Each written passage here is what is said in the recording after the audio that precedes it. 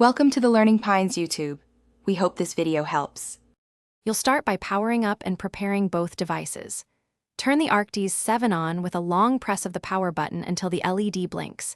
This signals pairing readiness. Make sure your phone, PC, or console has Bluetooth enabled and is sitting on the Bluetooth settings screen so you can act immediately. Once done, keep the headset within 1 meter so the signal is strong, and pause any audio apps to avoid automatic reconnections. This keeps pairing straightforward and predictable. Now you force the headset into explicit Bluetooth pairing mode.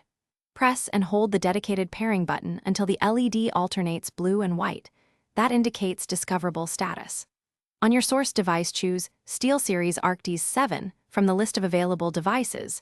If you see multiple similar names, pick the one with the strongest signal or MAC-like suffix. Accept any pairing prompts or permission dialogues, and wait for the device to report connected. If audio routes to another device, finish by verifying both audio and microphone work. Play a test sound and speak into the mic while checking input levels in your device's sound settings. Adjust volume and select Arctis 7 for input and output. If pairing fails, power cycle both headset and source, forget the device in Bluetooth settings, then retry pairing. This clears stale entries. Make sure firmware is current using SteelSeries engine. An update often fixes stubborn connection glitches. If issues continue, try pairing with another phone to isolate the problem.